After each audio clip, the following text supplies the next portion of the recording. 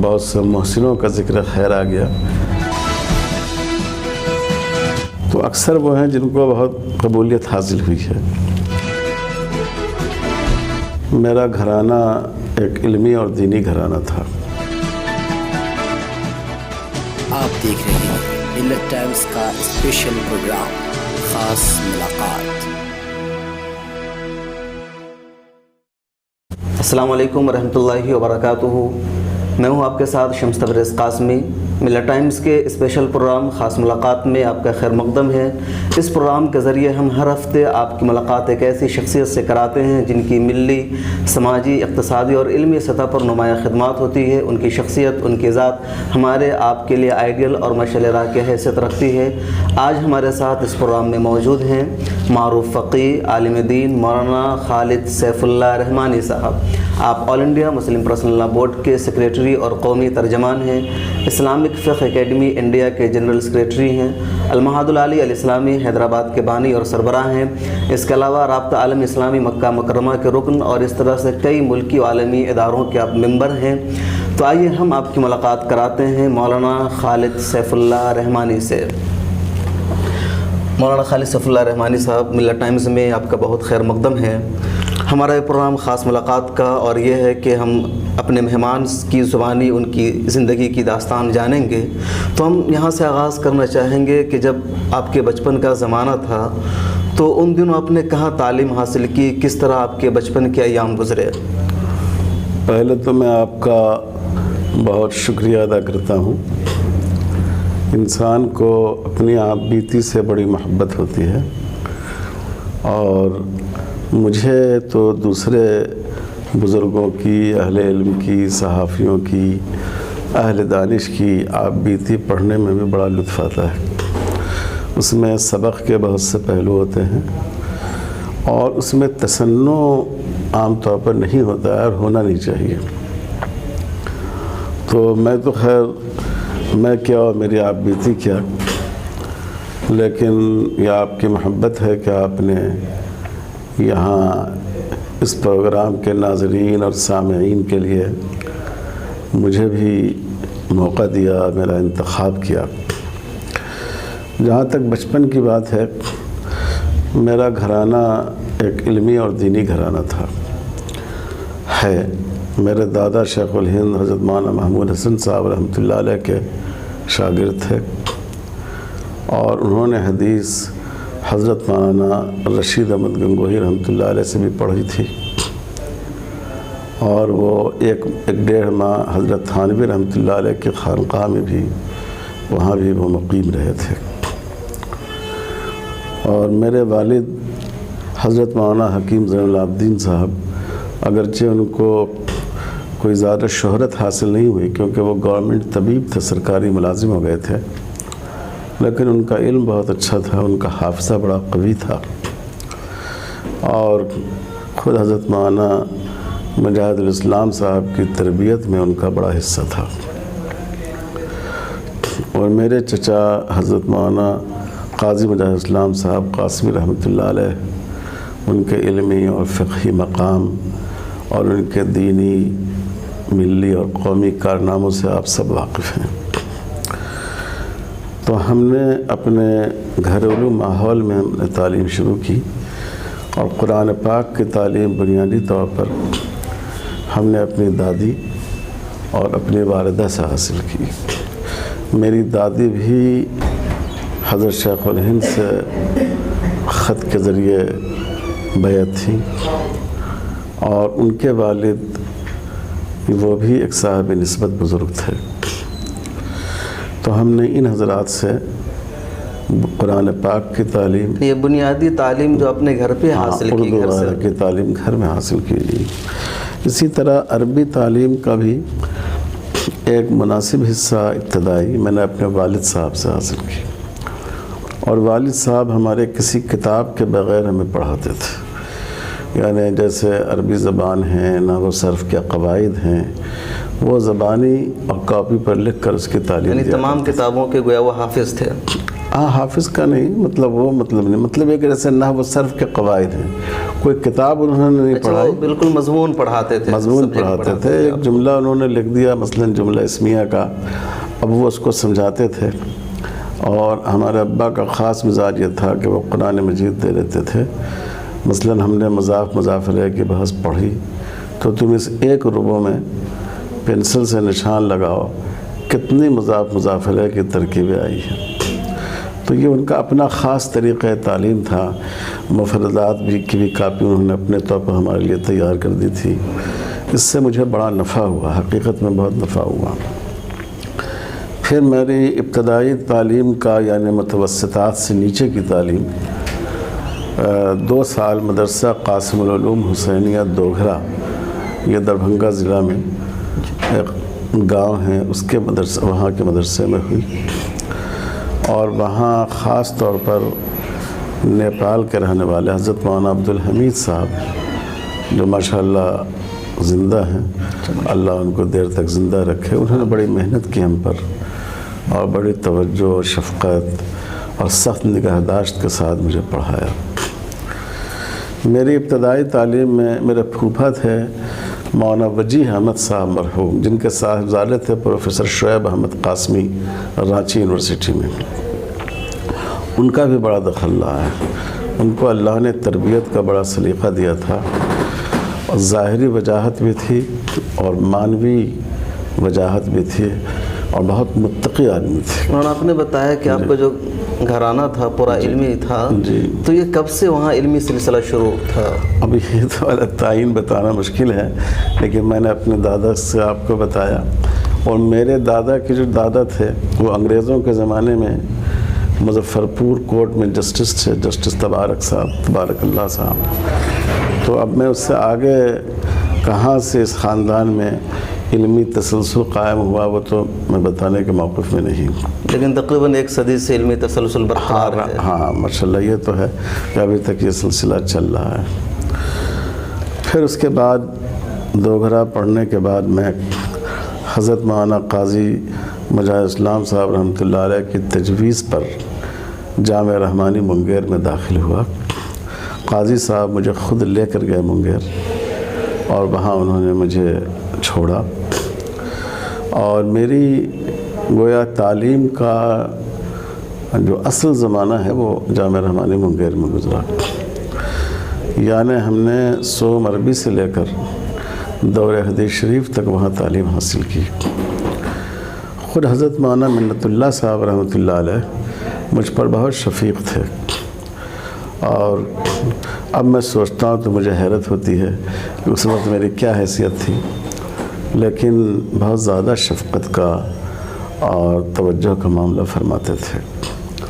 ان کے اندر ایک بڑی خصوصیت تھی جوہر شناسی کی، جہاں کوئی جوہر قابل ملتا اس کو لا کر وہ جامعہ رحمانی منگیر میں رکھتے۔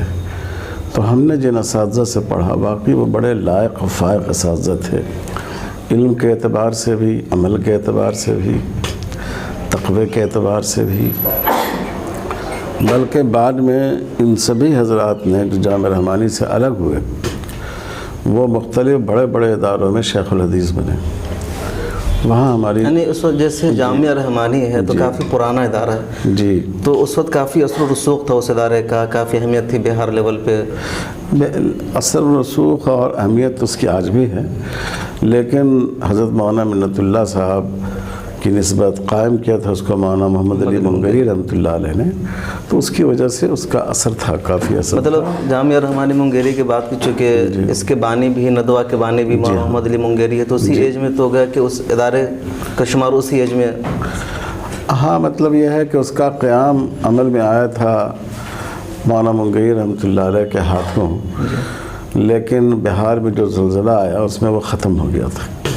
پھر اس کی تجدید کی حضرت مولانا منت اللہ صاحب رحمۃ اللہ علیہ نے غالباً 1927 میں، اور وہاں دور حدیث شروع ہوا 1966 میں۔ تو میں یہ بتا رہا ہوں کہ وہاں طلبہ کی کثرت پر توجہ نہیں دی جاتی تھی بلکہ تعلیمی کیفیت پر توجہ دی جاتی تھی، اور وہاں کے طلبہ اوسط سے کم نہیں ہوتے تھے، دوسرے اداروں کے مقابلے اگر دیکھیں تو کم سے کم ان میں عبادت خوانی، عبادت فہمی کی صلاحیت ہوتی تھی۔ بہرحال وہاں دورہ حدیث شریف تک ہم نے تعلیم حاصل کی، اور پھر میں دارالعلوم دیوبند گیا، اور دارالعلوم دیوبند میرے جانے میں بہت زیادہ تقاضا میری والدہ مرحومہ کا تھا۔ وہ بار بار یہ کہتی تھی، میری صحت کی وجہ سے تھوڑا سا تعامل تھا والد صاحب کو، لیکن میری والدہ کہتی تھی کہ تمہارے دادا نے دیوبند میں پڑھا، تمہارے چچا نے بھی دیوبند میں پڑھا۔ تو حالانکہ وہ کوئی بہت زیادہ تعلیم یافتہ نہیں تھی، لیکن وہ کہتے تھیں کہ میری بڑی آرزو ہے کہ تم بھی دیوبند سے فارغ ہو کر آؤ۔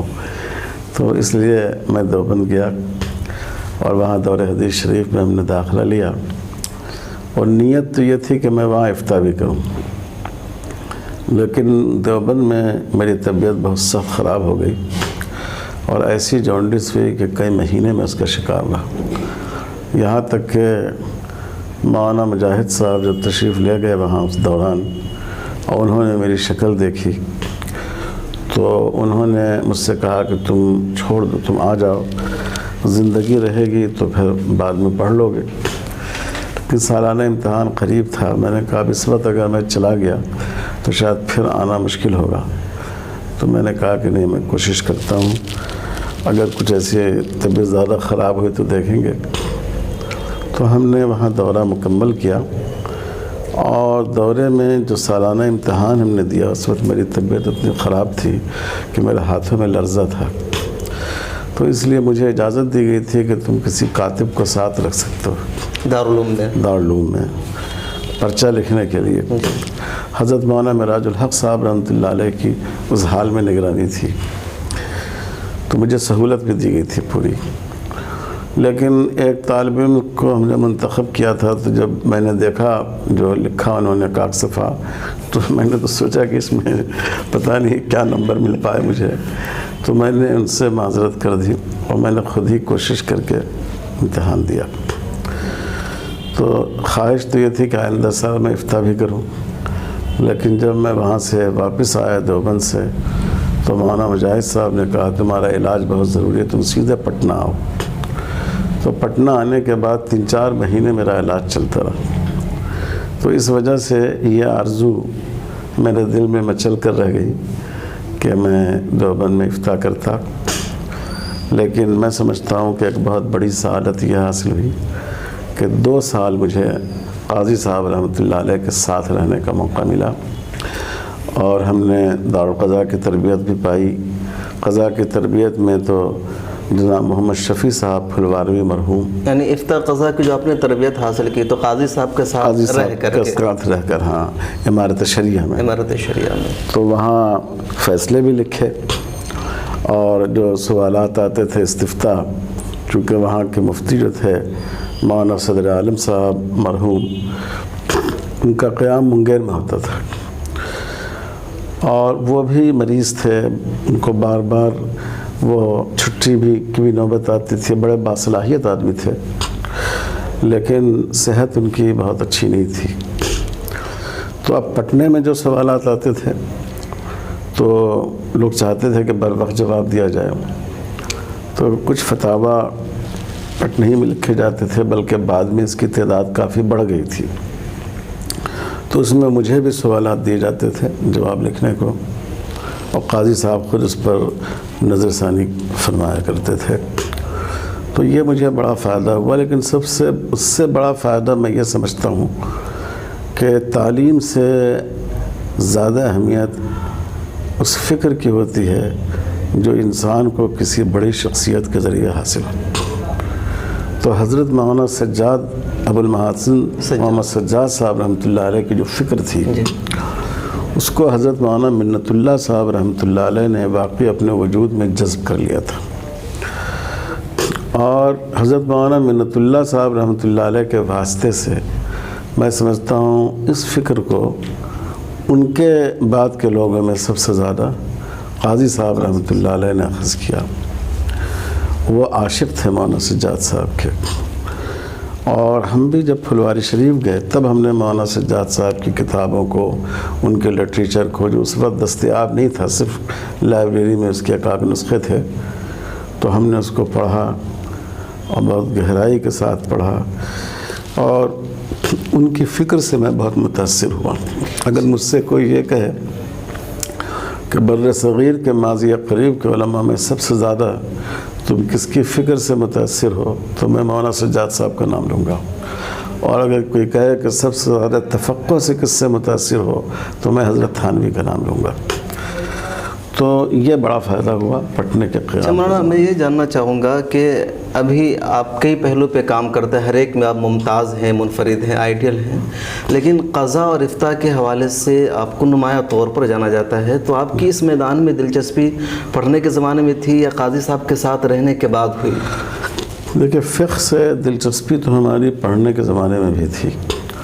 جامعہ رحمانی منگیر میں وہاں طلبہ مقالات لکھتے تھے اور پروگرام ہوتا تھا، تو میں زیادہ تر فقہ کا موضوع منتخب کیا کرتا تھا۔ جو آخری سالانہ جلسہ جس میں جب وہاں میں تھا، یعنی طلبہ کا جو پروگرام ہوتا ہے انجمن کا، یہ میں سمجھتا ہوں کہ 1395 ہجری کی بات ہے۔ تو ہم نے مقالہ لکھا تھا دارالقضاء یا شرعی پنچایت، اور اس میں ہم نے دارالقضاء کی اہمیت اور شرعی پنچایت کے سلسلے میں فقہاء مالکیہ کی آراء اور ہندوستان میں ان میں سے کون سی چیز زیادہ قابل عمل ہے وہ مقالہ پڑھا۔ تو سارے لوگوں نے، بالخصوص حضرت امیر شریعت رحمۃ اللہ علیہ نے اس پر بہت زیادہ تحسین فرمائی، بہت اس کی یعنی ہماری حوصلہ افزائی کی۔ اسی طرح جب ہم وہاں تھے جامعہ رحمانی میں، تو ہم نے اونچی جماعت کے منتخب باصلاحیت طلباء کی ایک الگ چھوٹی سی انجمن قائم کی تھی، اور اس میں ہر ہفتہ جمعہ کے دن صبح میں کسی علمی موضوع پر، اور زیادہ تر فقہی موضوع ہوتا تھا، اس میں مقالہ لکھنے کی بات ہوتی تھی۔ شریک تو سب لوگ ہوتے تھے، لکھتے ایک دو ہی آدمی تھے، اس میں بھی لکھتا تھا۔ تو میں زیادہ تر اس میں بھی کوشش کرتا تھا کہ فقہی موضوع متعین کیا جائے۔ چنانچہ اس زمانے میں متبنہ کا مسئلہ پورے ملک پر چھایا ہوا تھا۔ 1972 میں اسی کی وجہ سے مسلم مسئلہ بورڈ بنا تھا، تحریک چل رہی تھی، اور اس تحریک کا ایک طرح سے سرچشمہ خانقاہ رحمانی منگیر تھا، حضرت مولانا منت اللہ صاحب رحمۃ اللہ علیہ کی وجہ سے۔ تو ہم نے اسی پر ایک مجلس رکھی اپنے طلباء کے درمیان، ہاں، منتخب طلباء، باصلاحیت طلباء، اور اس میں ہم نے اس موضوع پر مقالہ پیش کیا، اور اس میں نے یہ بات پیش کی کہ عام طور پر لوگ یہ سمجھتے ہیں کہ اس سے صرف میراث کا مسئلہ متاثر ہوگا، لیکن یہ مختلف ابواب فقہیہ اس سے متاثر ہوں گے۔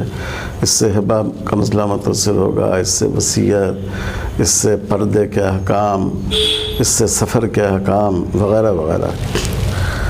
تو اس کی صدارت کے لیے ہم نے زحمت دیا تھا حضرت مولانا حسیب الرحمن صاحب دامت برکاتہم کو، جو اب اپنی ذوف کی وجہ سے، علالت کی وجہ سے اپنے گھر پر مقیم ہو گئے ہیں۔ پورنیہ مولانا کا مکان تھا، اور بڑے اچھے استاذ تھے، اور یہاں دارالعلوم حیدرآباد میں بعد میں شیخ الحدیث ہوئے۔ ہم نے ان سے ترمذی شریف پڑھی جامعہ رحمانی میں، تو انہوں نے بہت زیادہ خوشی کا اظہار کیا، میری پیٹھ تھپ تھپائی کے مقالے پر، اور کہا کہ اس سے تمہاری اخذ و استنباط کی صلاحیت معلوم ہوتی ہے۔ تو یہ میں اس لیے میں نے ذکر کیا کہ آپ کا پہلا مقالہ زمانہ طالب علمی ہی سے، وہ آپ کے دور حدیث شریف کا سا دور حدیث شریف کا تھا یا مشکات شریف کا تھا، تو میرا جھکاؤ فقہ کی طرف ہی زیادہ تھا، اور ہم نے پڑھا بھی زیادہ محنت سے اس موضوع کی کتابوں کو، اور اساتذہ بھی ہمارے فقہ کے بہت اچھے تھے۔ تعلیم حاصل کرنے کے بعد، فراغت کے بعد آپ نے سب سے پہلے تدریس کا فریضہ کہاں انجام دیا؟ وہ میں جو عمارت شریعہ میں تھا تو حیدرآباد سے مجھے پیشکش ہوئی، حضرت مولانا عاقل صاحب رحمۃ اللہ علیہ نے دعوت دی۔ کس مدرسے سے ہوا؟ دارالعلوم حیدرآباد، اور اس کا سبب یہ بنا کہ نقیب نکلتا ہے پٹنے سے، تو ہم نے نقیب کا خصوصی شمارہ مسلم پرسنل لاء پر ترتیب دیا، اور حضرت امیر شریعت رحمۃ اللہ علیہ نے جو ایڈیٹر تھے شاہد رام نگری مرحوم، بہت اچھے لکھنے والے تھے نقیب کے، تو ان سے کہا کہ یہ جو شمارہ مسلم پرسنل لاء کا اس کو خالد مرتب کرے گا، تو ہم نے اس کو مرتب کیا، اور اس وقت میں بلیک اینڈ وائٹ چھپتا تھا، وہ کلر میں چھپا اور پسند کیا گیا۔ تو وہاں مولانا عاقل صاحب بھی تشریف لائے تھے رانچی میں، تو سبھوں کو تقسیم ہوا تھا وہ پرچہ، تو ان کو وہ بہت پسند آیا۔ پھر انہوں نے معلوم کیا کہ اس کو کس نے مرتب کیا، تو لوگوں نے میرا نام بتایا۔ پھر انہوں نے قاضی صاحب سے اصرار سے کہا کہ آپ ان کو ہمیں دے دیں، ہمارے یہاں قاضی کی بھی ضرورت ہے، تدریس کا بھی کام کر لیں گے۔ تو قاضی صاحب تیار نہیں تھے اس کے لیے، لیکن میری صحت یہاں بہار میں صحیح نہیں رہتی تھی، اور میں نے سنا تھا کہ وہاں کی آب و ہوا بہت اچھی ہے حیدرآباد کی، اور پھر حیدرآباد کی اپنی ایک علمی اور تہذیبی شہرت بھی تھی۔ تو صحیح بات یہ ہے کہ میں نے چپکے ان سے رابطہ کر لیا، اور یہاں تک کہ پھر میں وہاں سے گیا۔ آخری ملاقات جب وہاں کیا ہم نے حضرت مولانا نظام الدین صاحب رحمۃ اللہ علیہ سے، جو اس وقت ناظم تھے بعد میں امیر ہوئے، تو انہوں نے مجھ سے کہا کہ آپ جائیں، لیکن عمارت کے دروازے آپ کے لیے ہر وقت کھلے ہوئے ہیں، اگر وہاں کوئی دشواری پیش آئے تو آپ جھجکیں نہیں، آپ سیدھا یہاں واپس آ جائیں۔ تو اس طرح میں وہاں سے حیدرآباد گیا، اور وہاں دارالعلوم حیدرآباد جو زیادہ عرصہ نہیں ہوا تھا اس کے قیام کو، وہاں میں مدرس ہوا، اور پہلے سال میں سمجھتا ہوں کہ ششم عربی تک کی کتابیں مجھے دی گئی تھیں، وہی تعلیمی تھی، پنجم ششم تک۔ مدرسے کی عمارت وغیرہ بہت خستہ تھی، اور ایک کرایہ کے مکان میں تھا مدرسہ، وہیں سے میری تدریسی زندگی کا آغاز ہوا۔ تو آپ جب عمارت شریعہ چھوڑ کر حیدرآباد گئے تو قاضی صاحب امیر شریعت امام منت اللہ رحمانی لوگ ناراض نہیں ہوئے آپ پر، یا اب میں سمجھتا ہوں کہ قاضی صاحب نے تو زیادہ اصرار نہیں کیا، چونکہ وہ میرے صحت کے حالات سے بھی واقف تھے، اور ان کے ذہن میں ایک بات یہ تھی جو انہوں نے بعد میں بتائی کہ آدمی ہر وقت ایسے ماحول میں کام کرے جب اس کا کوئی بزرگ اس کے سامنے بیٹھا ہوا ہو تو اس کی صلاحیت ٹھٹر کے رہ جاتی ہے۔ تو قاضی صاحب نے اس سے بعد میں کہا کہ اس لیے میں نے زیادہ اصرار نہیں کیا، حالانکہ بعد میں بھی پھر ایک دفعہ مجھ سے ان دونوں بزرگوں نے پیشکش کی تھی ہمارے شریعہ آنے کی، لیکن حضرت مولانا منت اللہ صاحب رحمۃ اللہ علیہ جب میں وہاں گیا تو مولانا کا خط آیا، خود ہی آیا، مولانا کی طرف سے خط آیا، اور اس میں مولانا چونکہ بڑی محبت فرماتے تھے اور میرے بہت محسن بھی تھے، تو انہوں نے ایک تنزیہ جملہ لکھا، آپ ماشاءاللہ عاقل بالغ آدمی ہیں، اور ہر عاقل و بالغ کو اپنے بارے میں فیصلہ کرنے کا اختیار ہوتا ہے، تو اس لیے آپ حیدرآباد چلے گئے۔ تو یہ مولانا نے گویا برہمی کا مہذب انداز پر اظہار کیا، اور پھر مولانا پر اس کا اتنا تاثر تھا کہ انہوں نے مولانا نظام الدین صاحب کو بھی خط لکھا میرے بارے میں کہ انہوں نے ہمارا شریعہ کیوں چھوڑ دیا، اور اس وقت مولانا نظام الدین صاحب نے جو وہاں کارکن موجود تھے ان لوگوں سے بھی دریافت کیا یا شاید کوئی تحریر جاری کی کہ حضرت امیر شریعت کا یہ خط آیا ہے، کیا وجہ ہے ان کے جانے کی، آپ لوگ کچھ بتا سکتے ہیں۔ یہ حضرت امیر شریعت رحمۃ اللہ علیہ کی شفقت کی بات تھی، چونکہ وہ بہت وہ ہمارے محسنوں میں ہیں، اور میں ہمیشہ جب دعا کرتا ہوں تو جیسے اپنے والد کے لیے، قاضی صاحب کے لیے، ویسے ان کے لیے بھی دعا کرتا ہوں۔ وہ نہیں چاہتے تھے کہ آپ چھوڑ کر کے جائے، آپ کی صلاحیت کی وجہ سے آپ کو وہیں رہنا ہاں، وہ چاہتے تھے کہ میں وہیں رہوں، اور وہ بورڈ کا رکن بھی مجھے اس وقت حضرت امیر شریعت نے بنایا جب میں بالکل گمنام تھا۔ مطلب جب آپ عمارت شریعہ میں آئے تھے انہی دنوں بورڈ کا رکن؟ نہیں، ان دنوں نہیں، اس کے کافی بعد وہ کانپور کے اجلاس سے مجھے مولانا نے بورڈ کا رکن بنایا، اور خود قاضی صاحب رحمۃ اللہ علیہ چونکہ حیدرآبادی میں ایک ہمارے بڑے موجود تھے اور وہ بھی بڑے باصلاحیت تھے، تو قاضی صاحب کا منشا یہ تھا کہ ان کو رکن بنایا جائے، تو وہ اصرار کر رہے تھے محمد اللہ صاحب رحمۃ اللہ علیہ سے۔ تو محمد اللہ صاحب نے کہا کہ میں جانتا ہوں کہ بورڈ کے لیے مستقبل میں کون زیادہ مفید ہو سکتا ہے، یہ کہتے ہوئے انہوں نے میرا نام لکھ دیا۔ تو بہت میرے محسن، بہت مشفق، سرپرست وہ تھے ہمارے لیے۔ حیدرآباد آنے کے بعد آپ نے کئی سارا کام کھل کر کے کیا ہے، آپ کا بھی احساس ہے کہ وہاں رہ کر کے آپ کچھ نہیں کر پا رہے تو جہاں کر کے آپ نے کیا، سبیل السلام میں آپ شیخ الحدیث بنے، المعہد العالی کا آپ نے شروعات کی، تو یہ سب خیال آپ کے ذہن میں کیسے ہے المعہد العالی کی شروعات کرنے کا؟ دیکھیے، جیسے انسان کا ایک سفر کرتا ہے ویسے خیالات کا بھی سفر ہوتا ہے۔ تو سبیل السلام میں جو میں آیا وہ اس لیے نہیں کہ دارالعلوم حیدرآباد سے کوئی شکایت تھی یا ان لوگوں نے میرے ساتھ کوئی ناقدری کا معاملہ کیا، ایسا نہیں تھا۔ چونکہ مولانا رضوان صاحب مرحوم ذمہ دار تھے سبیل السلام کے، ان سے پہلے سے تعلق تھا، مناسبت تھی، تو اس بنیاد پر ہم نے مولانا عاقل صاحب سے اجازت لی اور مولانا نے اجازت دی اور فرمایا کہ ٹھیک ہے آپ وہاں چلے جائیے لیکن قضا کے کام کو نہ چھوڑیے۔ تو اس لحاظ سے ہم سبیل السلام میں گئے اور سبیل السلام میں میں نے 23 سال خدمت کی، اور وہاں تخصص فی الفقہ کا شعبہ، تخصص فی الدعوہ کا شعبہ، یہ سب ہمارے زمانے میں قائم ہوا، بلکہ یہ سارا آپ ہی کا نظریہ تھا، آپ ہی کے ذہن کی وجہ سے؟ اب یہ تو کہنا مناسب نہیں ہوگا، لیکن بہرحال میں نے بھی اس کی تحریک کی، اور حضرت مولانا رضوان صاحب رحمۃ اللہ علیہ بھی، وہ بھی صاحب علم اور صاحب ذوق آدمی تھے۔ اور ایک اہم بات یہ ہے کہ میں ان سے کافی چھوٹا تھا لیکن وہ میرے مشوروں کو بڑی اہمیت دیتے تھے۔ ایسا بھی ہوتا بعض دفعہ کہ میں میٹنگ میں دیر سے آیا، انہوں نے اساتذہ سے مشورہ کیا، کوئی فیصلہ کر لیا، اور میں آیا تو مولانا نے کہا کہ ایسا لوگوں نے طے کیا ہے، اور پھر میں نے اس کا منفی پہلو بتایا تو مولانا نے اپنی رائے بدل دی، ایسا بھی تھا۔ تو یہ ان کی بڑائی کی بات تھی۔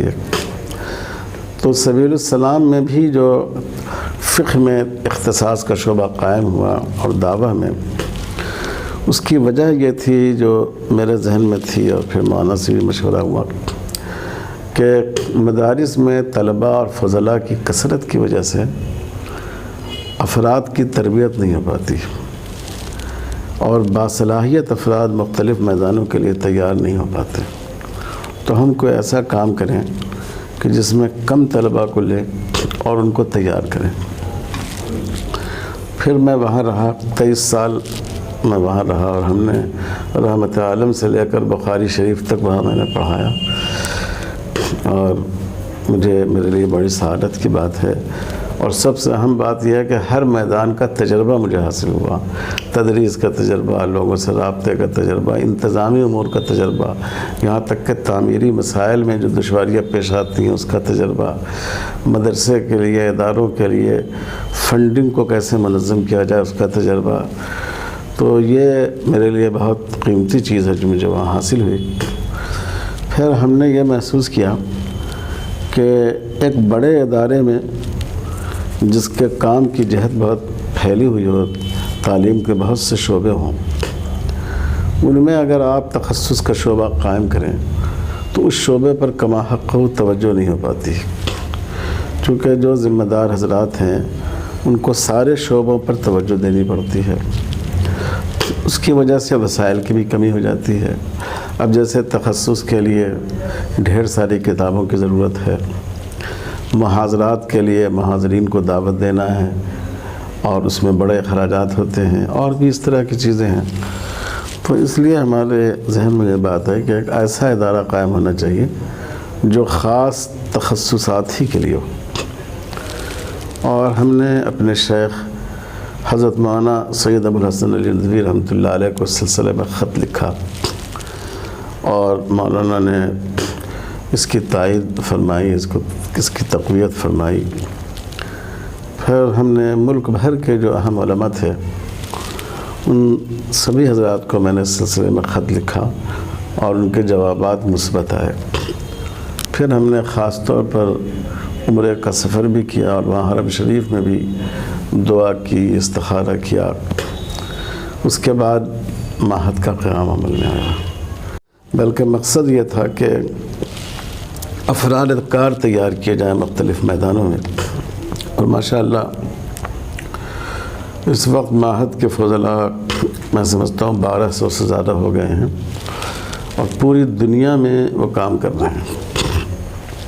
بڑی کامیابی علماء علیہ علیہ السلام میں. ہاں سب لوگوں کی اساتذہ اور سب حضرات کی محنت سے ماشاءاللہ اس کو جتنی جلد جتنی زیادہ شہرت اور مقبولیت حاصل ہوئی اس کی مجھے بھی توقع نہیں تھی. بلکہ یہ بات مجھ سے ایک دفعہ ہمارے بزرگ اور مخدوم حضرت مولانا سید رابع صاحب دامت برکاتہ نے بھی فرمایا کہ اس ادارے کو جتنی جلدی شہرت اور اعتبار حاصل ہوا کس شاذ و نادر ہوتا ہے. ادارہ شروع ہوا علماء علیہ؟ یہ سن 2000 میں. سن 2000 تو واقعی کافی کم مدت میں شہرت. جی جی. اچھا، آل انڈیا مسلم پرسنل لا بورڈ میں ابھی آپ سیکریٹری ہیں، قومی ترجمان ہیں جی. اور کافی ایکٹیو، یعنی نمبر 2 کی حیثیت ابھی آپ کی ہے یا نمبر 3 کی کہہ لیں صدر اور جنرل سیکریٹری کے بعد. تو یہ اتنی ساری مصروفیت آپ کی یہاں کب سے بڑھی؟ اس بات سے تو مجھے آپ کے اتفاق نہیں ہے کہ نمبر 2 نمبر 3. میں تو اس کارواں کا گرد کارواں ہوں. لیکن جہاں تک اس سے بورڈ سے تعلق کی بات ہے تو جس وقت میں جامعہ رحمانی منگیر میں پڑھتا تھا اس وقت مسلم پرسنل لا بورڈ کا قیام عمل میں آیا اور سارے مشورے خانقاہ رحمانی میں ہوا کرتے تھے. حضرت مولانا منت اللہ صاحب رحمۃ اللہ علیہ کی عادت تھی، کثرت سے مشورہ کرتے تھے وہ. اور جب کوئی اہم مسئلہ پیش آ جائے، جامعہ رحمانی میں خود ایک سے ایک اساتذہ تھے، لیکن وہ اس کے علاوہ کوئی اہم مسئلہ پیش آ جائے تو خاص کر پٹنے سے مولانا نظام الدین صاحب اور مولانا اسلام صاحب کو خاص مشورے کے لیے طلب فرماتے تھے. میری عادت یہ تھی کہ میں ان کی مجلسوں میں بہت بیٹھتا تھا جا کر. حضرت منت اللہ صاحب رحمۃ اللہ علیہ اسی وقت یہ ساری چیزیں سنی اور گویا ایک طرح سے وہ پوری داستان بورڈ کے قیام کی ایک طالب علم کی حیثیت سے ہمارے سامنے تھی. یعنی جو پوری تحریک چل رہی تھی وہ آپ کے ذہنوں کے سامنے تھی. جی. پھر اس میں مولانا مجاہد اسلام صاحب رحمۃ اللہ علیہ کا بھی بورڈ کے کاموں میں شروع سے بہت رول رہا اور مولانا منت اللہ صاحب ان پر بہت بھروسہ فرماتے تھے.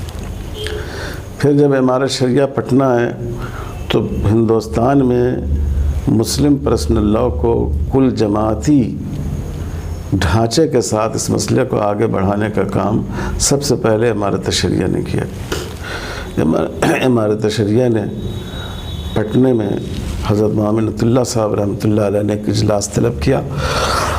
اس وقت مولانا ابو اللہ صاحب اصلاحی جماعت اسلامی کے امیر تھے اور مفتی عتیق الرحمان صاحب عثمانی جمعیت علماء کے صدر تھے اور اہل حدیث کے جو صدر تھے وہیں علماء صادق پور میں سے تھے.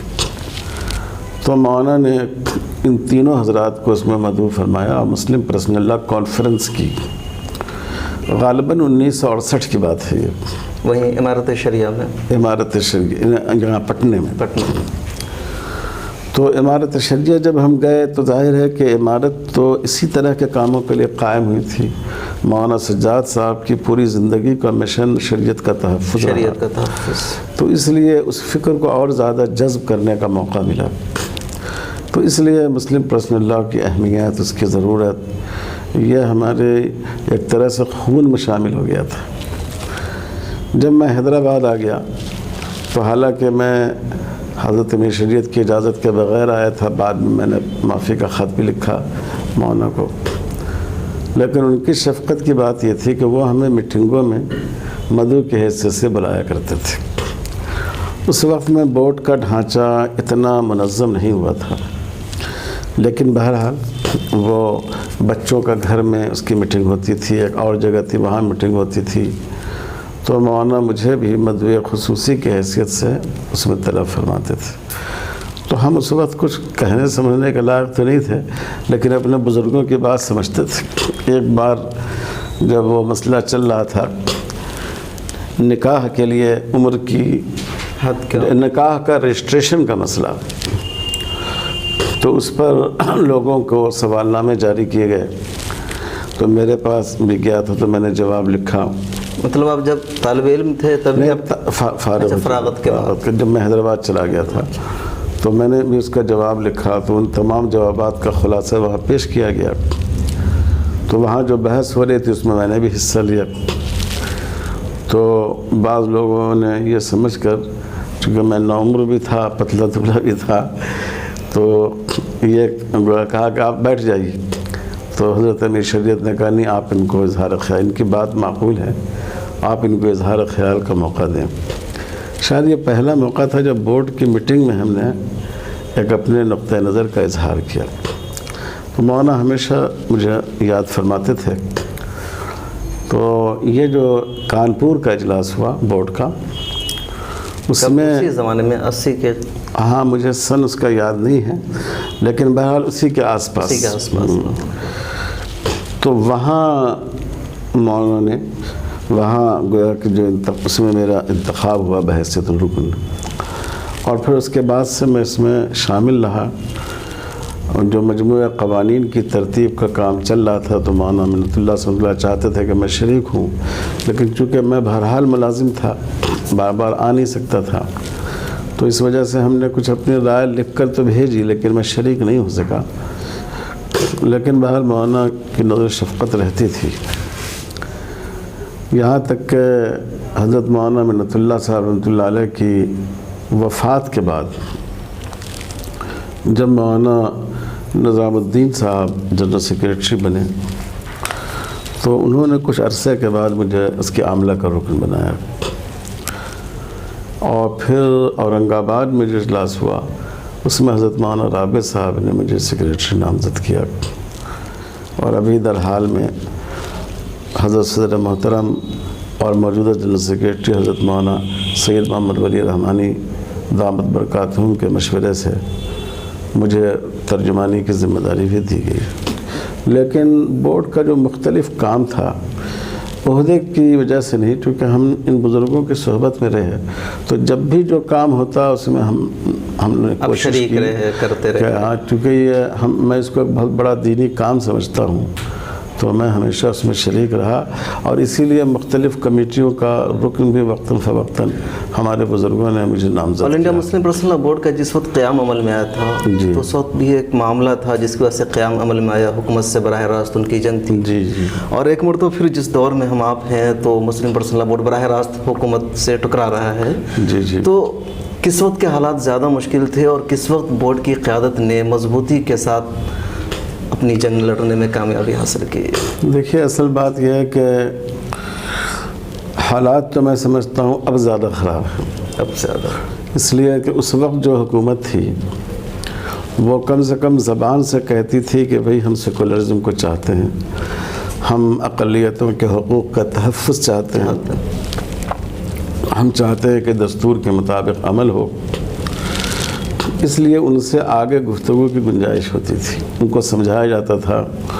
وہ بورڈ کے لوگوں کو بلاتے تھے، اندرا گاندھی جی نے ملاقات کی، راجیو گاندھی جی نے ملاقات کی، تو بورڈز کے ذمہ داروں کو بلاتے تھے، ان سے معاملے کو سمجھتے تھے، چاہے ان کی نیت جو بھی ہو، لیکن ظاہری اعتبار سے ایک مثبت انداز ہوتا تھا، مطلب مذاکرات کا ایک سلسلہ تھا، اس کی وجہ سے کئی کامیابیاں بورڈ نے حاصل کی۔ موجودہ دور میں جو حکومت آئی ہے وہ مسلمانوں سے اور نفرت کی بنیاد پر ہی آئی ہے۔ اب مسئلہ یہ ہے کہ اور تو ساری چیزوں سے وہ مسلمانوں کو محروم کر ہی چکے، مسلمانوں کو تعلیم میں انہوں نے پسماندہ بنایا، مسلمانوں کو معیشت اور روزگار میں بالکل حاشیے پر لے آئے، مسلمانوں کو سیاسی اعتبار سے منظم طور پر بے وزن کر دیا۔ تو ایک ہی چیز تھی مسلمانوں کے پاس کہ ان کی شریعت محفوظ تھی، تو اب ان کے لیے کوئی اور چیز باقی نہیں رہی اپنی نفرت کے اظہار کے لیے، اس لیے انہوں نے اپنے منشور ہی میں کامن سول کوڈ کا مسئلہ رکھ دیا۔ اب آپ ابھی دیکھیے ملک کیسے حالات سے جھوج رہا ہے، اور روپے کی قیمت کتنی گر رہی ہے، مہنگائی کتنی بڑھ رہی ہے، لیکن ہمارے وزیر اعظم کو ان تمام مسائل کو انہوں نے 3 طلاق دے دی ہے، اور مسلمان عورتوں کے 3 طلاق کے مسئلے کو لے کر بیٹھے ہوئے ہیں، تو اس لیے یہ حالات زیادہ خراب ہیں۔ بورڈ نے یا بورڈ کی قیادت نے کبھی بھی مقابلے میں کوئی کمزوری کا ثبوت نہیں دیا، حالات کی بات ہوتی ہے۔ دیکھیے اگر آپ کسی کے مقابلے میں ہوں تو جو فیصلہ ہوگا، جو اثرات مرتب ہوں گے، وہ صرف آپ کے ارادے اور عمل سے نہیں، وہ اس سے بھی کہ جو دوسرا فریق ہے ایک جمہوری نظام میں وہ کس حد تک اپنے آپ کو انصاف پر قائم رکھتا ہے، عدل پر قائم رکھتا ہے. لیکن جو جمہوری نظام میں جو حق حاصل کرنے کا طریقہ کار ہے اس تمام کو آپ نے اپنایا، دوسری طرف جو حکومت ہے وہ جمہوری طریقے کو نہیں اپنا رہی ہے گویا. جی تو ہمیں تو جمہوری طریقے ہی اختیار کرنا ہے نا. اسی لیے جب حکومت نہیں مانتی ہے تو ہم عدالت کے ذریعے کوشش کرتے ہیں. تو جو کوششیں ممکن ہیں وہ اس وقت بھی کی جا رہی ہیں. کیا آپ کو لگتا ہے کہ عوام کا اعتماد جو ہے بورڈ کے تئیں پہلے کے مقابلے میں کمزور ہوا ہے؟ لیکن بہت سے لوگ ایسا کہتے ہیں، لیکن مجھے اس سے اتفاق نہیں ہے. اس لیے کہ آپ دیکھیے آج بھی حکومت کو مسلمانوں کے کسی شرعی مسئلے پر کہنا ہوتا ہے تو بورڈ کو کہتی ہے. یہاں تک کہ ہمارے وزیر داخلہ نے پارلیمنٹ میں بیان دیا تو اس میں بھی مسلم پرسنل لاء بورڈ کا حوالہ دیا. سپریم کورٹ نے اپنے فیصلے میں بھی مسلم پرسنل لاء بورڈ کا حوالہ دیا. اور آج بھی بورڈ کی دعوت پر جس طرح تمام مکاتب فکر کے لوگ جمع ہو جاتے ہیں، کسی اور تنظیم کی دعوت پر جمع نہیں ہوتے ہیں. اور ایک بات جو بہت نہیں، میری بات پوری ہو جاتی. اس لیے مجھے اس سے اتفاق نہیں ہے. دیکھیے کچھ مخالفت میں بولنے والے لکھنے والے ہمیشہ ہوتے ہیں، اور جس درخت میں پھل ہوتے ہیں اسی پر پتھر پھینکے جاتے ہیں. لیکن میں سمجھتا ہوں کہ افراد اچھے برے ہو سکتے ہیں، ہم میں کمیاں ہو سکتی ہیں، لیکن بحیثیت مجموعی بورڈ کا جو وقار و اعتبار ہے وہ آج بھی قائم ہے. اور آج بھی بورڈ کی آواز پر مسلمان جس طرح لبیک کہتا ہے، کسی اور ادارے اور تنظیم کی آواز پر لبیک نہیں کہتا. مولانا آپ کی زندگی سے جڑا ہوا ایک اور اہم ادارہ اسلامک فقہ اکیڈمی انڈیا ہے. اسی کے دفتر میں ہم یہاں بیٹھے بھی ہیں. تو اس ادارے کے بانی حضرت مولانا قاضی مجاہد الاسلام قاسمی رحمۃ اللہ علیہ ہے. اس کے بعد آپ اس کے ذمہ دار بنے. تو میں جاننا چاہوں گا کہ آپ ہمارے ناظرین کو بتائیں کہ اس ادارے کے قیام کا بنیادی مقصد کیا ہے، اور آپ نے اس کو کہاں تک آگے بڑھایا ہے، اس مشن کو، اس فکر کو. دیکھیے اس اکیڈمی کی بنیاد حضرت مولانا قاضی مجاہد الاسلام صاحب رحمۃ اللہ علیہ نے رکھی. اور اس وقت بھی ایک کمیٹی تھی قاضی صاحب کے ساتھ، لیکن وہ اتنی فعال نہیں تھی، چونکہ قاضی صاحب کی شخصیت ایسی تھی کہ وہ تنہا سارے کاموں کو سنبھالنے کی صلاحیت رکھتے تھے. قاضی صاحب کی وفات کے بعد ہم لوگوں نے محسوس کیا کہ اس کے انتظامی ڈھانچے میں وسعت پیدا کرنی چاہیے کہ ہم سب لوگ مل کر اس خلا کو پورا کریں. چنانچہ اس میں آپ نے میرے بارے میں کہا، لیکن ہمارے پہلے سربراہ قاضی صاحب کے بعد حضرت مولانا مفتی محمد ظفیر الدین صاحب ہوئے، وہ صدر ہوئے. اور ان کی وفات کے بعد حضرت مولانا نعمت اللہ صاحب ہوئے جو اس وقت ہمارے سربراہ ہیں. میرا ایک خادم کے حیثیت سے ان بزرگوں نے جنرل سیکریٹری کے عہدے پر انتخاب فرمایا، اور ہر 5 سال پر نیا انتخاب ہوتا ہے. اور یہ ان بزرگوں کے حسن ظن کی یا اعتماد کی بات ہے کہ جو عہدیدار جس طرح تھے اسی طرح آگے بڑھ رہے ہیں.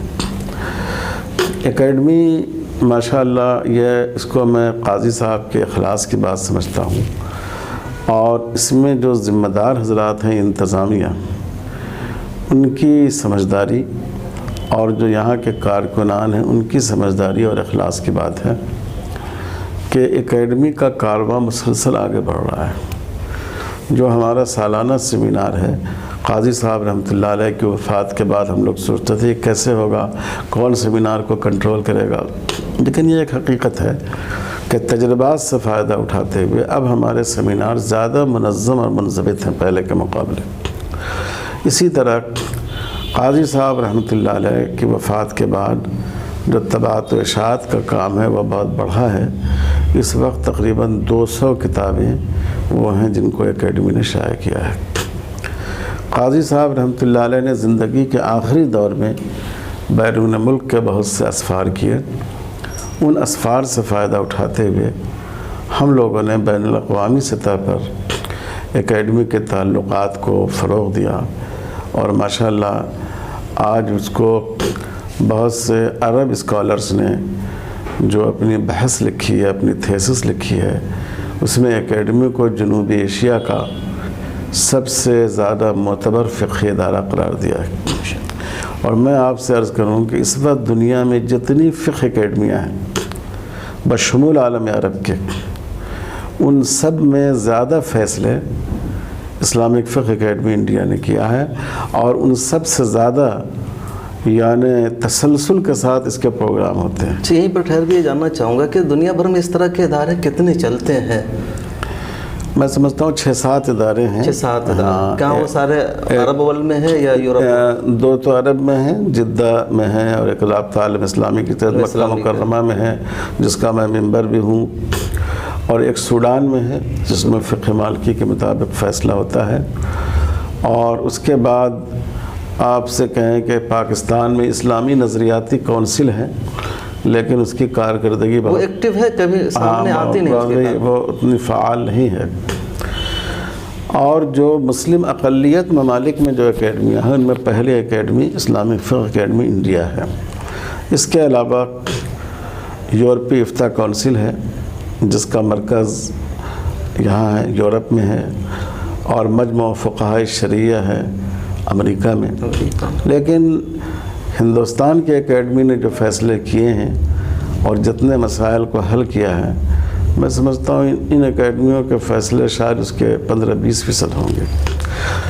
جو اکیڈمی کا مقصد ہے جدید مسائل کی تخریج یا جو نئے مسائل پیدا ہو رہے ہیں اس کا حل شریعت کی روشنی میں نکالنا، تو یہ عوام میں یا مدارس میں کتنے اثر انداز ہو رہے ہیں؟ کیا مدارس کا جو نصاب ہے جدید مسائل کے مطابق ہوا ہے، یا صرف سیمینار ہوتے ہیں وہاں بحث ہو جاتی ہے اور پھر وہ کتابوں کی زینت بن جاتے ہیں یہ مسائل؟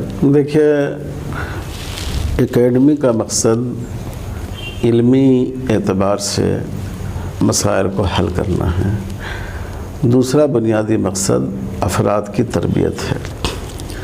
اکیڈمی کے قیام سے پہلے ہندوستان میں جدید مسائل پر لکھنے والے شاید 1-2 حضرات رہے ہوں۔ ہمارے استاد حضرت مولانا مفتی نظام الدین صاحب رحمۃ اللہ علیہ کے فتاویٰ میں زیادہ جدید مسائل تھے، اور بر صغیر میں مفتی محمد شفیع صاحب رحمۃ اللہ علیہ، ان کے بعد مولانا تقی عثمانی صاحب ہوئے۔ لیکن اکیڈمی نے اس کو ایک تحریک بنا دیا۔ اب خود ہندوستان میں جو ہمارے سیمیناروں میں لوگ شریک ہوتے ہیں ان کی تعداد 200-250 افراد کی ہے جو جدید مسائل پر لکھتے ہیں اور بڑی تحقیق کے ساتھ لکھتے ہیں، اور ہندوستان بھر کے اہم مدارس کے نمائندہ علماء جو لکھنے پڑھنے کا عملی ذوق رکھتے ہیں وہ اس میں شریک ہوتے ہیں۔ یہاں تک کہ اکیڈمی کے طریقہ کار سے متاثر ہو کر ہندوستان میں بعض قدیم اور جدید ادارے بھی ہیں کہ جنہوں نے اس نہج پر کام کرنا شروع کیا ہے خاص دائرے میں۔ تو ماشاءاللہ یہ صرف صفحات کی زینت نہیں ہے، اور جو اکیڈمی کے فیصلے ہیں میں سمجھتا ہوں 95% بلکہ اس سے بھی زیادہ آج انہی فیصلوں کے مطابق فتاویٰ جاری ہو رہے ہیں۔ چند مسائل میں اختلاف ہے، اور ہم لوگوں نے کبھی یہ نہیں کہا کہ اکیڈمی کا فیصلہ کوئی اجماع ہے جس سے اختلاف نہیں کیا جا سکتا، لیکن 95% سے بھی زیادہ جو اکیڈمی کے فیصلے ہیں انہی پر مدارس سے فتاویٰ جاری ہوتے ہیں۔ ایسے بھی مسائل جن سے بعض دفعہ لوگوں نے اختلاف کیا، لیکن بعد میں پھر اب کے حالات میں لوگوں نے کہا کہ نہیں یہ رائے زیادہ قابل عمل ہے۔ میں ایک مثال دوں آپ کو کہ جیسے کہ یہ طلاق کا مسئلہ ہے، طلاق کے بیجا استعمال کا۔ ہمارے ہاں ایک سیمینار علی گڑھ میں ہوا تھا اشتراط فی النکاح کا، یعنی نکاح میں اگر آدمی کنڈیشن رکھ دے، عورت کنڈیشن رکھ دے کہ مثلاً ہمارا مہر 50,000 ہے اور اگر تم ہم کو طلاق دو گے تو ہمارا مہر 5 لاکھ ہوگا مثال کے طور پر، تو اس کی شرعی کیا حیثیت ہوگی؟ تو جب یہ مسئلہ اس وقت چھڑا تو ہمارے بعض بزرگ علماء نے، جمعیت علماء ہند کے ایک حصے کے ذمہ دار نے، بڑے عالم ہیں، انہوں نے اسی تجویز کو لوگوں کے سامنے پیش کیا کہ اس وقت اس پر عمل کرنے کی ضرورت ہے۔ سپریم کورٹ نے اپنے بعض فیصلوں میں اکیڈمی کی تجاویز کا حوالہ دیا ہے۔ ہمارے پڑوسی ملک کی سپریم کورٹ نے بھی بعض فیصلوں میں اکیڈمی کے فیصلوں کا حوالہ دیا ہے۔ تو اللہ کا شکر ہے کہ یہ یعنی کتابوں کے دفینے میں نہیں ہے، یہ سفینے میں یہ چل رہا ہے. آپ کی جو زندگی ہے بہت مصروف رہتی ہے, آپ پابندی کے ساتھ کتابیں بھی لکھتے ہیں, اپنا کالم بھی ویکلی آپ کا شنف روزہ بہت مقبول ہے, دنیا بھر میں پڑھا جاتا ہے, آپ کے اسفار بھی بہت زیادہ ہوتے ہیں, پروگرام بھی آپ اٹینڈ کرتے ہیں, اس کے علاوہ جو منسلک ادارے ہیں آپ سے, پھر آپ کی حیدرآباد میں مصروفیات, یہ سارا کیسے آپ مینیج کر لیتے ہیں ان ساری چیزوں کو؟ اب آپ کی عزت افزائی ہے کہ آپ کہتے ہیں کہ آپ اتنا کام کر لیتے ہیں, لیکن ایک میں نے اپنی زندگی میں ایک نظام یہ رکھا ہے کہ ہم وقت کی حفاظت اور وقت کی تنظیم پر بہت توجہ دیتے ہیں. ہم معہد میں پہنچتے ہیں صبح میں تو سب سے پہلے ایک کاغذ پر آج مجھے کیا کیا کام کرنے ہیں اس کو لکھ لیتے ہیں. جو کام ہوتا جاتا ہے اس کو نشان لگاتے جاتے ہیں. بعض دفعہ یہاں بھی ہم یہی عمل کرتے ہیں, آتے ہوئے جہاز میں ہم یادداشت میں لکھ لیتے ہیں کہ اس سفر میں کن کن کاموں کو کرنا ہے. تو وقت کی حفاظت ہو اور اس کی تنظیم ہو تو اس سے کم وقت میں زیادہ کام ہو جاتا ہے. تو میں نے اپنی زندگی میں شاید اس کی وجہ سے یہ کام سارا کام آپ خود کرتے ہیں یا اس میں دوسروں کی معاونت بھی لیتے ہیں؟ میں بالعموم تحریر میں, اپنی تحریر میں کسی کی تحریر کی آمیزش نہیں کرتا ہوں, لیکن میں اپنے شاگردوں سے ادھر کے چند سالوں میں اس حد تک ضرور مدد لیتا ہوں کہ کوئی عبارت نکلوانی ہے, کوئی حوالہ نکلوانا ہے, تو ان سے کہتا ہوں دیکھو فلاں مضمون کی روایت ہوگی, فلاں کتاب میں ہوگی, آپ وہ نکال کر دیجئے, اور ان سے مجھے بہت سہولت ہوتی ہے. بعض دفعہ کوئی مسئلہ ذہن میں ہے, ہم نے لکھا دیا, پھر طالب علم سے کہتے ہیں کہ تم فلاں کتاب میں دیکھو, یا آج کل ایک بہت بڑے عالم علامہ گوگل پیدا ہو گئے ہیں, تو تم دیکھو یہ کہاں کہاں یہ مسئلہ آیا ہے, پھر ان کی عبارتوں کو ہم دیکھ کر منتخب کرتے ہیں. آج کل ساری دنیا کے لوگ, بڑے بڑے اسکالرس بھی انٹرنیٹ کا استعمال کرتے ہیں علمی فائدے کے لیے بھی, استفادے کے لیے بھی. تو آپ انٹرنیٹ کا اس مقصد کے تحت کتنا استعمال کرتے ہیں, اس سے کتنا فائدہ اٹھاتے ہیں انٹرنیٹ سے, واٹس ایپ سے؟ کسی چیز سے فائدہ اٹھانے کے لیے ضروری ہے کہ آدمی کو اس کا سلیقہ بھی آتا ہو. تو میں تو زیادہ اس لائن سے فائدہ نہیں اٹھاتا. اب قاموس الفقہ ہماری کتابوں میں شاید ایسی کتاب ہے جس پر سب زیادہ ہم نے توجہ دی, تو اس وقت میں یہ ساری سہولتیں نہیں آئی تھیں, اور میں تراویح کے بعد بیٹھتا تھا اور سحری کے بعد اٹھتا تھا, چاروں طرف کتابیں رکھتا تھا. لیکن بہرحال فائدہ تو اس سے ہوتا ہے تھوڑا بہت, اب میں بھی فائدہ اٹھا لیتا ہوں. آپ کی 10 کتابیں ہیں, پڑھی جاتی ہیں, تو اس میں سب سے مقبول ترین کتاب جو آپ کی نظر میں ہو, یا جس آپ کو لگتا ہو کہ ہماری سب سے اچھی کتاب, وہ کون سی ہے؟ دیکھیے, ویسے یہ میرے ساتھ اللہ تعالیٰ کا بہت شکر یعنی احسان ہے, اور حضرت مولانا مفتی ظفیر الدین صاحب بھی مجھے بار بار کہتے تھے کہ جو کچھ ہم نے چھوٹی موٹی چیزیں لکھی ہیں تو اکثر وہ ہیں جن کو بہت قبولیت حاصل ہوئی ہے. اور اس کی وجہ میں یہی سمجھتا ہوں کہ ایک تو اپنے بزرگوں سے استفادہ بھی کیا, اور ہمارے شیخ حضرت مولانا سید ابو الحسن الندوی رحمۃ اللہ علیہ فرمایا کرتے تھے کہ جب کوئی تحریری کام کرو تو تجدید نیت کر لیا کرو. تو میں تو بہت گناہ گار کوتاہ کار ہوں, لیکن میں اس پر عمل کرتا ہوں, اور اگر کوئی اہم مسئلہ پر لکھنا ہوا, کسی مشکل مسئلے پر, تو بہت سی دفعہ میں 2 رکعت نماز حاجت پڑھ کر اس کو لکھانا شروع کرتا ہوں. تو میں اس کو صرف اس کا اثر سمجھتا ہوں. میرے ساتھیوں میں, میرے ملنے والوں میں, میرے معاصرین میں, میرے چھوٹوں میں مجھ سے بہت قابل لوگ موجود ہیں, لیکن اب دیوبند والے ہی کہتے ہیں ہم سے, کتب خانے والے, کہ صاحب جدید مسائل پر بہت کتابیں آ گئیں, لیکن آج بھی آپ کی کتاب جتنی خریدی اور پڑھی جاتی ہے دوسری کتاب نہیں خریدی جاتی ہے. تو میں اس کو اس کے سوا کچھ نہیں سمجھتا. لیکن ہماری کتابوں میں جدید فقہی مسائل پہلے آئی, وہ بہت مقبول ہوئی. پھر حلال و حرام آئی, اس کو بھی بہت قبولیت حاصل ہوئی. پھر قاموس الفقہ کے بارے میں سمجھتا تھا کہ چونکہ یہ بہت ہی یعنی ایک گاڑھا موضوع ہے, شاید یہ کتاب اتنی نہیں پڑھی جائے, لیکن مجھے حیرت ہوئی کہ وہ کتاب بہت مقبول ہوئی. آج دنیا میں کہیں جاتا ہوں تو وہاں کتب خانے میں اور مدرسوں میں وہ کتاب موجود پاتا ہوں, یعنی یونیورسٹیوں کے حلقوں میں بھی.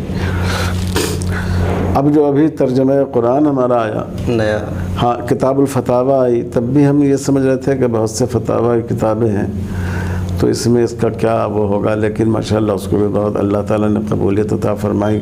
شاید اس کی وجہ یہ بھی ہے کہ میں اپنی تحریر میں آسان زبان استعمال کرتا ہوں، اور جہاں ضرورت ہوتی ہے حکم شریعت کے ساتھ ساتھ اس کی مسالے پر بھی روشنی ڈال دیتا ہوں۔ اور یہ جب قرآن مجید کی آسان تفسیر ہم نے لکھی تو اس کے بارے میں تو ہمیں بالکل بظاہر امید نہیں تھی کہ ایسی صورت میں جو ہمارے بزرگوں کے اتنی کتابیں موجود ہیں، اور ابھی حضرت مولانا تقی عثمانی صاحب دامت برکاتہم اتنے بڑے عالم، ان کی کتاب آسان ترجمہ قرآن مجید موجود ہے، اور بیچ میں ہم نے ارادہ بھی کیا تھا کہ میں اس کو موقوف کر دوں، لیکن ہمارے بعض شاگردوں اور ساتھیوں نے کہا کہ نہیں، ہر کتاب کی اپنی ایک انفرادیت ہوتی ہے۔ تو میں نے اس کو وہ کتاب لکھی، لیکن مجھے بڑی حیرت ہوئی کہ ہندوستان میں بھی اور پاکستان میں بھی اس کو بہت زیادہ اللہ تعالیٰ کی طرف سے لوگوں کے دل میں اس کی محبت ڈال دی گئی۔ ابھی بنگلہ دیش سے وفد آیا تھا ہمارے پاس کہ ہم لوگ اس کا ترجمہ کر رہے ہیں، پہلی جلد کا ترجمہ قریب ہے، اور یہاں ہمارے کڑپا میں کچھ لوگ غیر مسلموں میں تلگو زبان میں کام کرتے ہیں، تو وہ چاہتے تھے کوئی ایسا ترجمہ ہو جو غیر مسلموں کے بھی ہاتھ میں دیا جا سکے اور مسلمانوں کی نئی نسل کے، تو انہوں نے ڈھیر سارے وہ جمع کیے، تو انہوں نے اس کو ترجیح دی اور مجھ سے اجازت لی۔ اسی طرح ابھی مراٹھی زبان میں ناندیڑ والوں نے اس کا ترجمہ مکمل کر لیا ہے، اب وہ چاہتے ہیں کہ بمبئی میں اس کا افتتاح ہو۔ تو یہ میں سمجھتا ہوں کہ اس میں میرے کمال سے زیادہ یہ اللہ تعالیٰ کی طرف سے ایک رحمت ہے، اور اس کی وجہ میں وہی سمجھتا ہوں کہ ہمارے شیخ حضرت مولانا علی میاں صاحب رحمۃ اللہ علیہ نے جو بات علی میاں ندوی سے رحمۃ اللہ علیہ صاحب کا روحانی تعلق ہے۔ جی جی جی۔ اچھا، آپ کی تربیت میں کن کا زیادہ نمایاں کردار رہا؟ حضرت آپ کے چچا جان کا، والد صاحب کا، یا محمد اللہ رحمانی صاحب رحمۃ اللہ علیہ؟ دیکھیے، تربیت کسی ایک آدمی سے نہیں ہوتی، ان سب حضرات کا، کن سے رہی؟ لیکن انس محمد اللہ صاحب سے بہت انس تھا، اور باپ اور چچا سے تو فطری انس ہوتا ہے آدمی کو، لیکن میری فکر پر بہت زیادہ چھاپ گزرے ہوئے علماء میں حضرت مولانا سجاد صاحب رحمۃ اللہ علیہ کی، اور جن کو ہم نے دیکھا ان میں حضرت مولانا علی میاں صاحب رحمۃ اللہ علیہ کی، ان کی فکر نے ہم پر زیادہ اثر ڈالا، اور ہم نے ان کی کتابوں کو بھی پڑھا۔ اردو کے بعض مصنفین ایسے ہیں کہ شاید ان کی کوئی کتاب مجھ سے چھوٹی ہو، مولانا ابوالکلام آزاد ہیں، اسی طرح مولانا مودودی کو بھی میں نے بہت پڑھا، ان کی زبان مجھے بہت پسند آتی تھی، اور حضرت مولانا علی میاں صاحب رحمۃ اللہ علیہ ہیں، مولانا عبدالماجد دریابادی رحمۃ اللہ علیہ ہیں، تو یہ سب حضرات ہیں، تو ان کی زبان نے بھی بہت متاثر کیا۔ مولانا علی میاں صاحب کی جو فکر ہے، اس فکر کو میں ہندوستان جیسے ملک کے لیے اور موجودہ حالات کے لیے بہت ہی مفید اور قابل عمل سمجھتا ہوں، تو میری فکر پر مولانا سجاد صاحب اور مولانا علی میاں صاحب رحمۃ اللہ علیہ کی چھاپ زیادہ۔ آپ نے بہت قیمتی وقت دیا، اپنی زندگی کی داستان آپ نے سنائی۔ میں یہ آخری سوال یہ کروں گا کہ جو موجودہ حالات ہیں، جو مدارس کے طلبہ ہیں یا جو نئی نسل ہے، تو آپ نے بزرگوں کا بھی زمانہ دیکھا ہے، یہ زمانہ بھی دیکھ رہے، تو ان کے لیے آپ کا کیا پیغام ہوگا؟ انہیں کس نہج پر کام کرنا چاہیے؟ عزیزوں کے لیے، دوستوں کے لیے یہ ہے کہ یہ دور بہت بڑے فکری جنگ کا دور ہے۔ عسکری جنگیں بھی ہوتی ہیں، ملکوں کے جغرافیہ تبدیل ہو جاتے ہیں، لیکن اس کی بڑی اہمیت نہیں ہے۔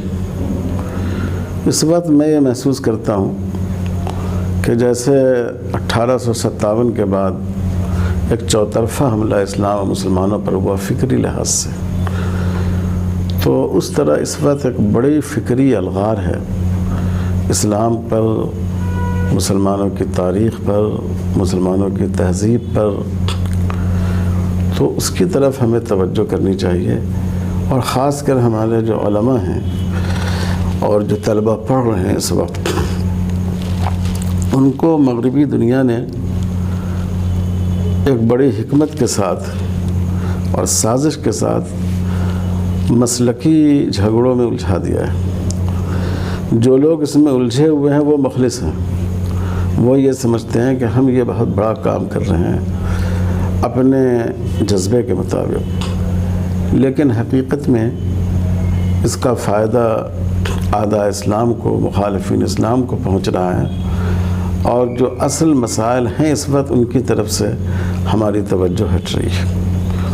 تو میری یہ گزارش ہے، میری یہ اپیل ہے، میرا یہ پیغام ہے کہ جو ہمارے نوجوان فضلاء ہیں وہ اس پہلو کی طرف توجہ دیں، جیسے حضرت مولانا محمد قاسم نانوتوی رحمۃ اللہ علیہ نے، حضرت مولانا سید محمد علی منگیری رحمۃ اللہ علیہ نے، حضرت مولانا رحمۃ اللہ کرانوی رحمۃ اللہ علیہ نے اپنے زمانے کے فتنوں کو سمجھا، اور انہوں نے حفاظت مسلک سے زیادہ حفاظت دین کی طرف توجہ دی۔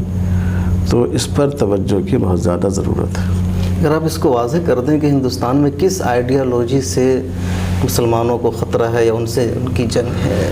دیکھیے، مسئلہ یہ ہے کہ جو اعتراضات پہلے مستشرقین کرتے تھے اسلام پر، تو ان کے اعتراضات کتابوں کے صفحات میں تھے۔ جو بڑے دانشور اصحاب علم تھے وہ ان کو پڑھتے تھے، اور اسی سطح پر ان کا جواب بھی دینے کی کوشش کی جاتی تھی۔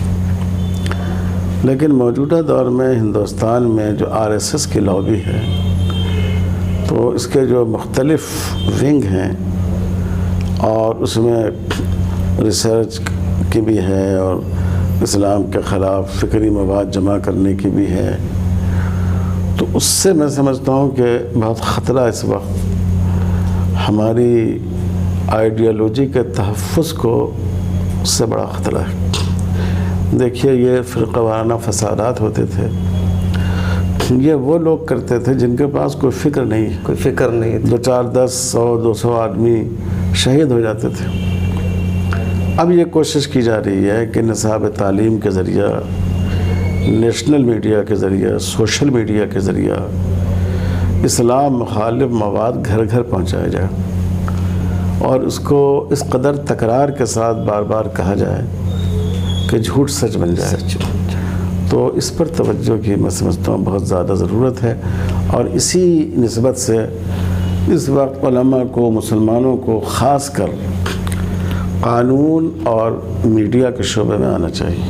پرنٹ میڈیا ہو، الیکٹرانک میڈیا ہو، سوشل میڈیا ہو، اور قانون کے میدان میں بھی ہمارے لوگوں کو آنا چاہیے، ایسا میں سمجھتا ہوں۔ اچھا، میں تو اس کو ختم کرنا چاہ رہا تھا، لیکن آپ نے قانون کی بات کی، تو مدارس کے طلبہ کو قانون سے، صحافت سے جوڑنے کے لیے ہمارے علماء اور مدارس کیا کر رہے ہیں؟ الزام یہی ہے کہ مدارس کی، علماء کی اس جانب کوئی توجہ نہیں ہے، اب تک مسلمانوں کا کوئی میڈیا ہاؤس نہیں ہے، کوئی۔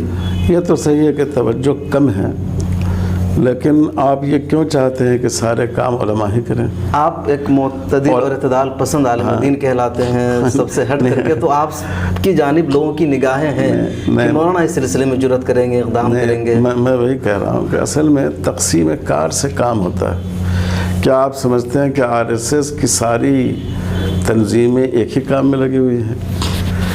تو ہونا یہ چاہیے کہ مسلمانوں کا جو مدارس ہیں وہ علماء کو تیار کرتے ہیں۔